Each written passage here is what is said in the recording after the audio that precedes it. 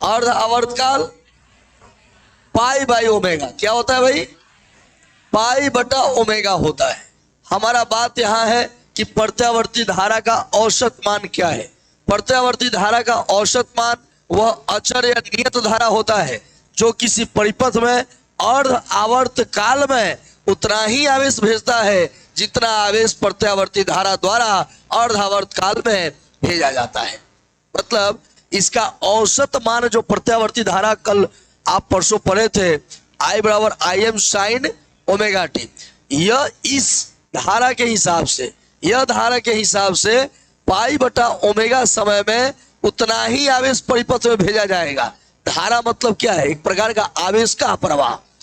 आधा आवर्त काल में, माने आधा आवर्त काल माने पाई बटा ओमेगा, आधा आवर्त काल में परिपथ में वो उतना ही आवेश को भेजेगा जितना कि यह औसत धारा, जिसको आई ए भी से सूचित करते हैं, यह भेजेगा।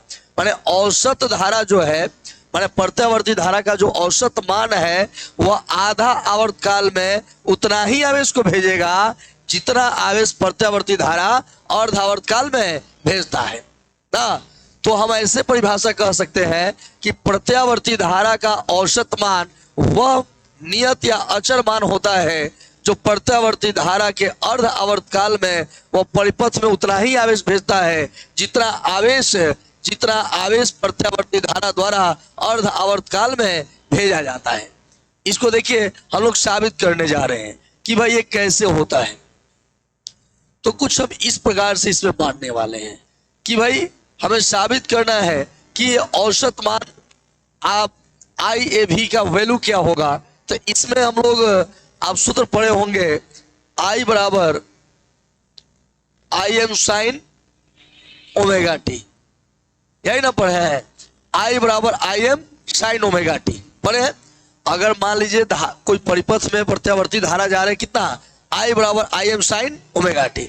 यहां से एक बात मुझे बताइए, क्या आई को हम D Q by D T नहीं लिख सकते हैं? क्या लिख सकते हैं?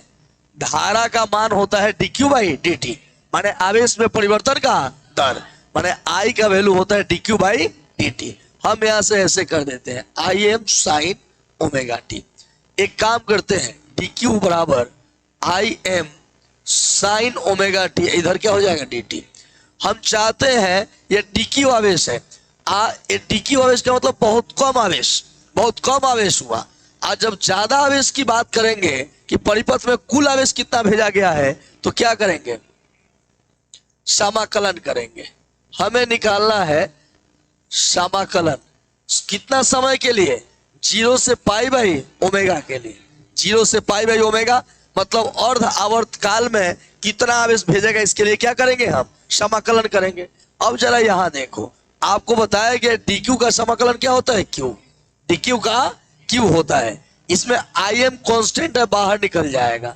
साइन का आपको समाकलन बताया गया है, क्या होता है? Minus cos omega T. T के बगल में ओमेगा है तो कहा जाएगा? बटा में आ जाएगा। यह 0 से पाई बाई ओमेगा। क्यू बराबर क्या हो जाएगा? ये आई एम बटा ओमेगा रहने दीजिए, माइनस कॉस ओमेगा, और टी के जगह क्या बैठाएंगे? फिर माइनस का चिन्ह बैठाएंगे क्या?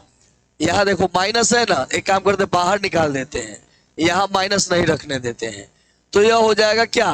कॉस ओमेगा, टी के जगह पाई बाई ओमेगा, फिर माइनस का चिन्ह, कॉस ओमेगा क्या? 0। यहां से कुछ देखते हैं, क्यू बराबर हो जाएगा माइनस आई एम बटा ओमेगा, इधर ये तो कट जाएगा, कॉस पाई माइनस कॉस 0, और कॉस 0 का वैल्यू बताइए क्या होता है? 1 होता है, माइनस 1 होता है, और कॉस 0 का मान 1। कॉस पाई का मान होता है -1 और कॉस 0 का मान 1। अब यहां आपके सामने यह आ जाएगा कि Q बराबर माइनस आई एम बटा ओमेगा और -2। तो यहां Q बराबर हो गया माइनस माइनस प्लस 2 बटा ओमेगा आई एम। इक्वेशन 1 हो गया। ठीक है, यह आवेश किसके द्वारा भेजा गया? प्रत्यावर्ती धारा द्वारा। किसके द्वारा? यदि औसत मान, यदि प्रत्यावर्ती धारा का प्रत्यावर्ती धारा का औसत मान IAV हो तो क्या होगा?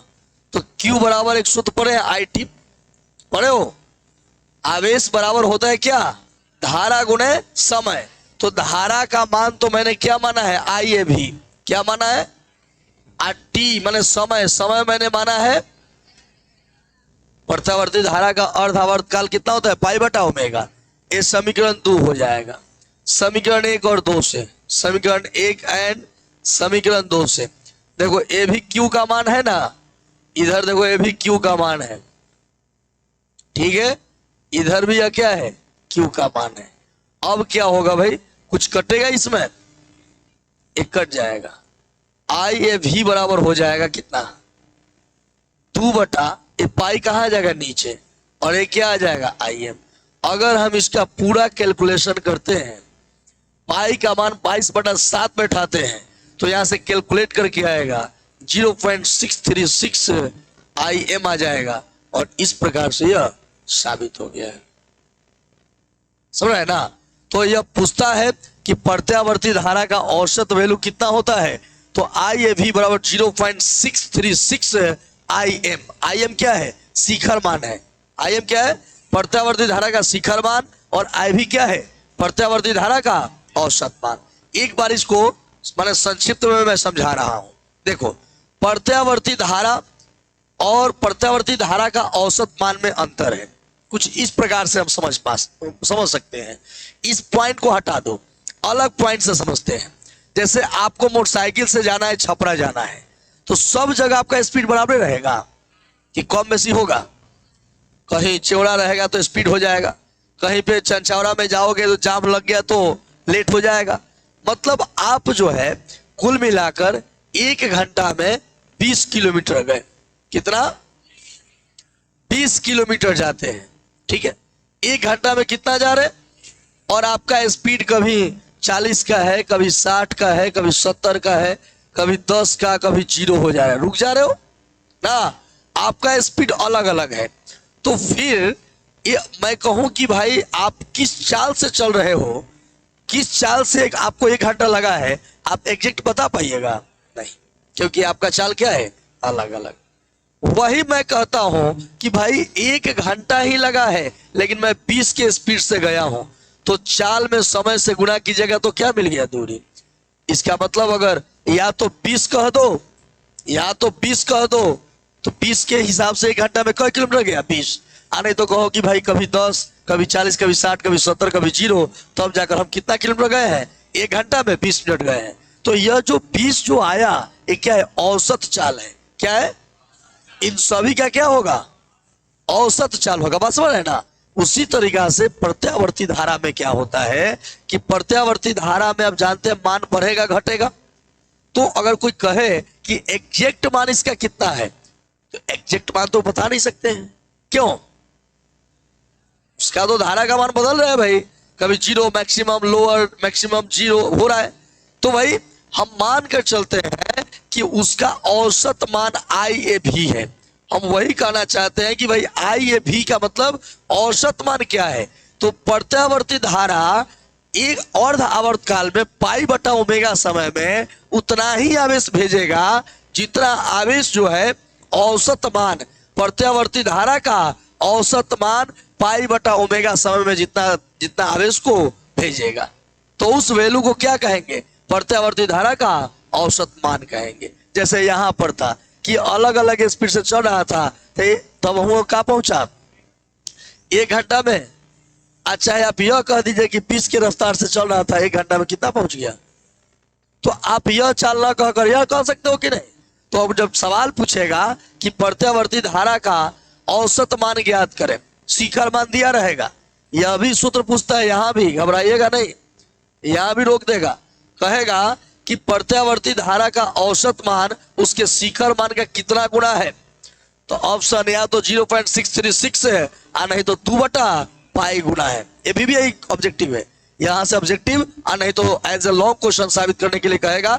ये दोनों महत्वपूर्ण है, ऑब्जेक्टिव भी पूछता है और लॉन्ग क्वेश्चन भी पूछेगा कि प्रत्यावर्ती धारा का औसत मान उसके शिखर मान का कितना गुना है, 0.636 गुना या 2 पाई गुना, दोनों में से कोई आंसर बता दो।